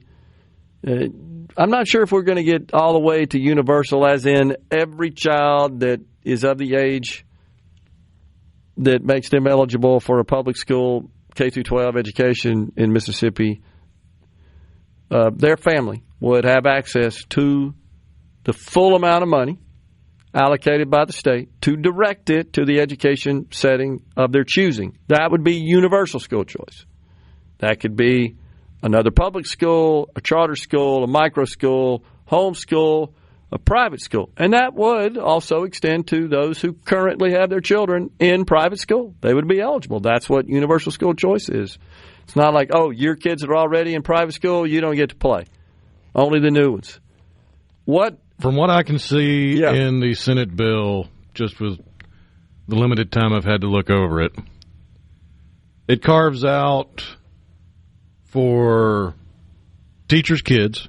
Teachers' kids can go over to whichever school they want, no matter where they live. You can already do that. Right, but that's already in the law. But that's pardon me. You can go to the school where the teacher works. Yes. If it's not your assigned district. That's current law, right? What you're saying is if you're a teacher, your kids can go anywhere. It's kind of the way it reads. Okay. I'm sure he'll amend it again sense. or whatever. But anyways, so then you have another carve-out for no child shall be required to be transported in excess of 30 miles on a school bus from his or her home to school, or in excess of 30 miles from school to his or her home. Well, what does that mean? How do you fix that? They're going to allow them to go to a school that's less than 30 miles. Okay, but I'm just thinking there may be scenarios where that's not available, right? But I guess if your home school is more than 30 miles, you choose where you want to go, right? And then there's also a provision that allows for children of armed forces service members. Yeah. You just got to have paperwork from the adjutant on base. Okay. That's pretty consistent with the other states in the way they've phased in school choice. Usually there's also a component in there for the household income of the student. Nothing there, right? That may be in a later phase, perhaps. But it sounds like what you just read to us may be like phase 1. Is that kind of what you're seeing? Looks like this is end-all, be-all. That's all they're going to do in the Senate. Oh, pardon me. I thought we were talking about the House. My apologies. This is the Senate bill. Okay. So this is the amendment that DeBar amended on the floor. But that's for public-to-public portability, correct, right? So we are now restricting what I thought was wide open. Anybody in a public school can apply for enrollment in another public school without the concern of the homeschool vetoing or requiring them to request a transfer. What you're telling me now is that, okay, you can do that, but it only applies to this group of people. Well, that's nothing. Let's be honest. Why even waste the paper for that? Just how many people fit into those circumstances? And apparently that little minute change also meant that they had to put a little thing at the very bottom of the bill saying that this section shall not supersede any provision of an enforceable desegregation order or court-approved desegregation plan. Oh, my gosh. Well, keep in mind, Rhino, these are the same people, by the way, that oppose robust school choice. These are the same ones that oppose the policies that propelled Mississippi off the bottom in education outcomes, in math and reading, to, top 5 in the nation now? The Mississippi Miracle. You guys know the story. These people oppose those reforms. They also are among those that wanted to empower a Hinds County judge. Remember that not so long ago? What was it, Initiative 42, I think, that would have allowed a Hinds County judge to force the legislature to provide some level of funding to K-12 schools. Literally put that in the hands of one person. That's the same people now that are standing up in opposition to getting something meaningful done in the way of school choice. Same people. Unbelievable. Well, like I said, that's weak, but I'm not surprised. So in one day, that sounds like pretty radical change in 24 hours to me. Because that stuff wasn't in the original legislation. It looked to me like, and honestly, I was somewhat pleasantly surprised. Wait, I really thought they would restrict it to failing districts or schools, because that's what the lieutenant governor always indicated. And when it came out, I said, wait a second, they're allowing anybody in a public school to request a transfer without having to request or receive the consent of their home school. Doesn't mean that the receiving school, the transfer school, as it would be described, would have to accept them. They would still have some latitude in that. But now what you're telling me is, no, it only applies to these categories, these situations of students. That's horse hockey. That's what that is. That really is. Kevin from Bandon on the C Spire text line says, I don't understand why people can't understand school choice. If you have enough money to move anywhere, this was yesterday, school choice is for lower middle class people who aren't given much of a choice. It's common sense. Yeah, you're right. Those with affluence and means, as you point out, Kevin, sure, they have a choice. They can move. And many do make the selection of where they will live based on the schools. But the vast majority of people don't have that luxury. He also said people online gamble in Mississippi now using a VPN. Man, we hear you. We agree. We've talked about that too. In the lottery industry, they call that leakage, meaning you got people in your own state who are generating revenue for other states by engaging in online sports betting, and in the lottery days before we had a lottery, would go across the river and buy lottery tickets, right? All the time. Be a caravan people from this part of the state headed over to just over the river, cross it in Vicksburg, boom. It was a boon for the stores over there. On the C Spire text line, I live over 30 miles from the closest school. Right, and that's what we were saying, and Rhino clarified that for us, that in that case, you would have the option, based on what you just read, this amendment in the bill, to choose the public school that you want to attend. You wouldn't be tied to the one that you're assigned to simply because it is more than 30 miles away. And I think the idea there is, hey, there's a lot of people that live on the edge of a district, and they're required to attend, they're assigned to a particular school, but yet there's one in the adjacent district that's considerably closer geographically. Makes no sense that they got to travel a long distance because the government says that's the one you got to go to. So, okay, I get that. True school choice is universal school choice. Anything short of this is not acceptable, says Bub in Starkville. Agree. Ben from Madison. Yeah, this is weak sauce. Also doesn't allow intra-district transfer specifically. That is left to those specific schools within the same district. So what Ben's saying there is, if you want to, you're assigned to a school, you want to enroll in another school in the same district, managed by the same district apparatus, you got to get permission to do that from both sides. Whereas, with respect, they're not changing that restriction, that policy. Simply changes, it allows a student to transfer to another school without achieving consent from their home school, except it's restricted to those certain categories of students, which isn't very good. Yeah, I agree with you, Ben. That's crazy.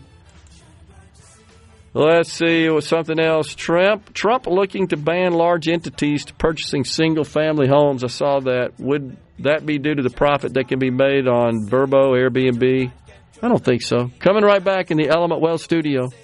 What your life can truly be. Hey. Covering the stories that matter most to Mississippians. Gerard Gibert. Middays with Gerard. Super Talk, Mississippi.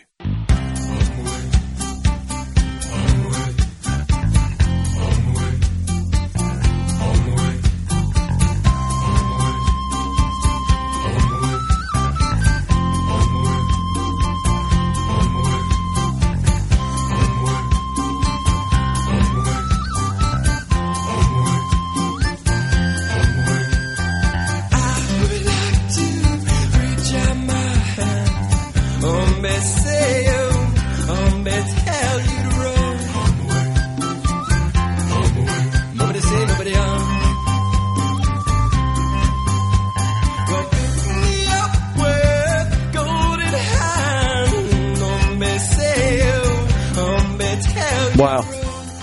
Back with you in the Element Wealth studio. Once again, our Fiesta Bowl coverage, Super Talk Mississippi. It is brought to you by Good Hope Land and Timber, Ying Ying Flight, U.S. Senator Cindy Hyde-Smith, Pilium Corporation, Barnes Crossing Auto Group, and the Mississippi Hospital Association. So, all right, so I'm looking at 2002. I'm on the Mississippi Legislature site. It indicates that it's passed committee, but I don't see that it's passed the full Senate. But you just said it did, right? Yeah, so are they behind? It was filed yesterday, referred to Senate Education, passed as substituted in Senate Education, brought up for discussion on the floor at 11:12. Committee substitute adopted, the floor minute adopted, and then passed with a vote of 33-19. Wow. And we had somebody on the text line asking about athletics and eligibility and that kind of stuff. There's another little subsection here, or section added to it. Before you get to the section that says, this section shall not supersede any provision of an enforceable desegregation court order or court-approved desegregation plan, because apparently we're still worried about the late 60s. The one above that, 6. Nothing in this section shall preclude the Mississippi High School Activities Association or any successor regulatory body from exercising its authority to determine the extracurricular eligibility of a student transferring to another district under this section. Golly, that's terrible. What and the one above that was the one that was a transferee district may charge a fee it determines to be reasonable for receiving a student. Why do they got to do that? Because they don't want it to pass, because they don't like it. Because Delbert and DeBar hate school choice because it's not their idea. They can't get their ego out of the way. I think it's a combination of that or placating. Or they're kowtowing to people that we didn't elect. Well, that, I think, is actually a bigger issue that is quite concerning. I don't think there's any doubt about that. Well, we'll see what happens. That's for sure. I'm not sure what to expect at this point once this thing gets down to the House. Just not sure. Well, let's see on the ceasefire text line. I'm conservative and vote conservative, and I am glad my reps will vote against expanding money grab school choice. Well, all due respect, you're not conservative, or at least that would be a chink in your conservative bona fide, because freedom is conservative. And freeing families to choose the school of their choice, the school that they believe is best suited for their student child, I believe is conservative. Conservatives do too, by the way. I'm not trying to suggest that it's my standard here. This is a pretty pretty clear cut. Do you want less government or more government? Less government control over your actions and decisions, or more government control over your actions and decisions? Last I checked, that's kind of the underlying hallmark of conservatism, right? It's you believe government is better at managing your personal affairs, the economy, and everything else for that matter, as we're witnessing in New York City.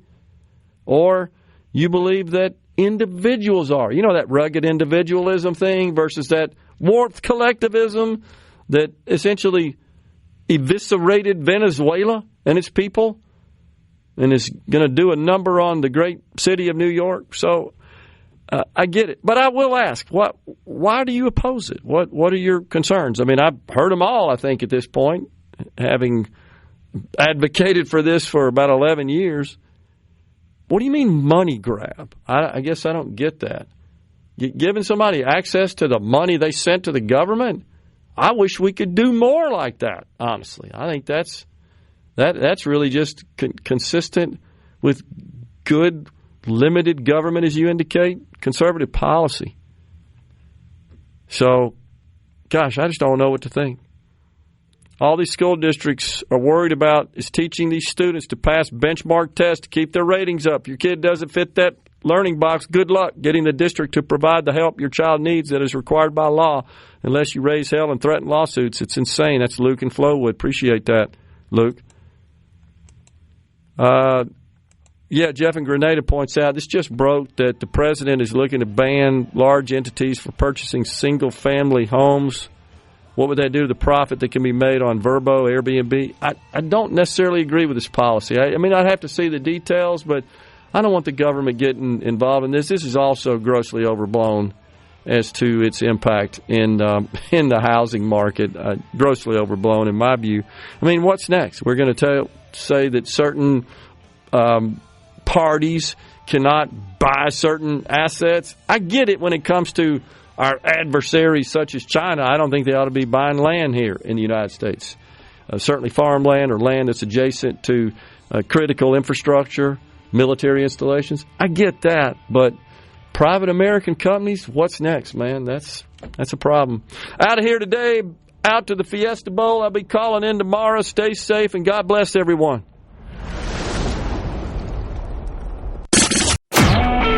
A SuperTalk Mississippi media production.